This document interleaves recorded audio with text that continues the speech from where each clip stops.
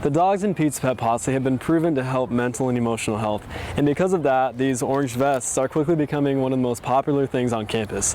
But students' lives aren't the only thing that are improving because of the dogs. There's one person that each dog helps significantly every day, and that's their handler. Here at the Stillwater Humane Society, dogs like McCoy need all the volunteer help that you can give them. And it's not only volunteer work that they need, they also need donations. Another place that students are finding discounts on the food that they like best, and it's right here on your phone. Apps like Hooked have emerged recently and have quickly become the next best thing because it offers discounts like the food you like best all in one place. Theater is where Mr. and Miss International took place just a few weeks ago, but for Mr. International 2016, it's about more than just one night. OSU hasn't always been the way that it is now. In fact, even our name and our mascot have changed. In 1890, we were founded as Oklahoma A&M, and our mascot was a tiger, as we were commonly referred to as the Princeton of the Plains. In 1923, Pistol Pete became our mascot, and in 1957, we officially became Oklahoma State University. That our food is protected with the research because I love food almost as much as I like movies. And one of the professors here chose to do his graduate research on the film culture in Hollywood, but it's not all about bright lights and Hollywood stars, as you'll soon find out. A day in the life of a student involves many different things, but one that most students have in common is stress.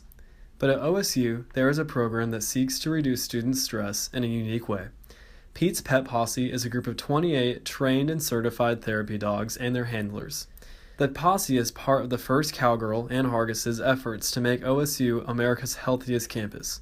So we already had robust programs in physical activity and nutrition, and kind of the next phase of that was to focus more on emotional health, and that's where pet therapy came into play. The program, founded in 2013, has been a crowd favorite among OSU students since its beginning. It's a compliment that I get a lot of the time is, I was having such a rough day and this is really taking a load off. I really appreciate you guys being here and things like that. So it's been really cool to see people's face light up as you walk into a room. It has been proven through research that pets can decrease blood pressure, cholesterol levels, triglyceride levels, and feelings of loneliness. Many students feel these benefits when they are with the dogs. It's just a great time to not think about all the negatives going on. They really lift your mood. It just gives you a time to be positive.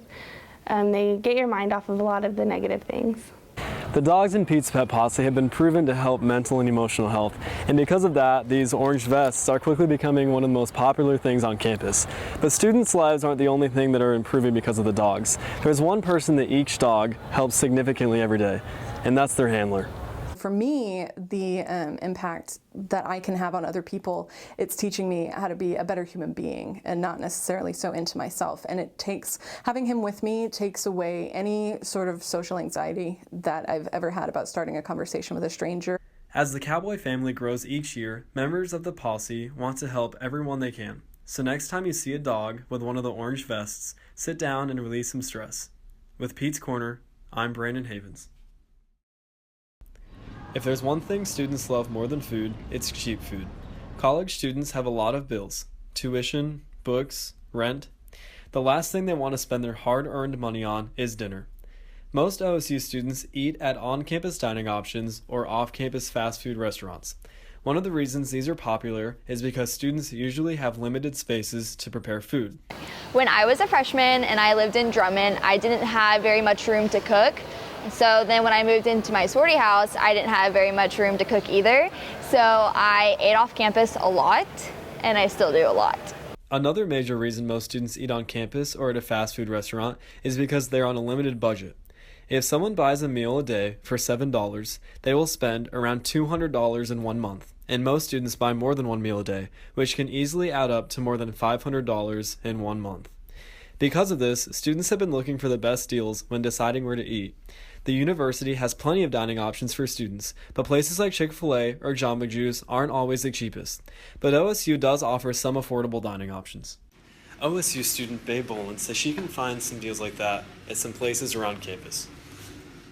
I think, we're all on a budget, and I like to get usually 2 meals out of my dinner, if I can. So if I have leftovers, I try to keep that.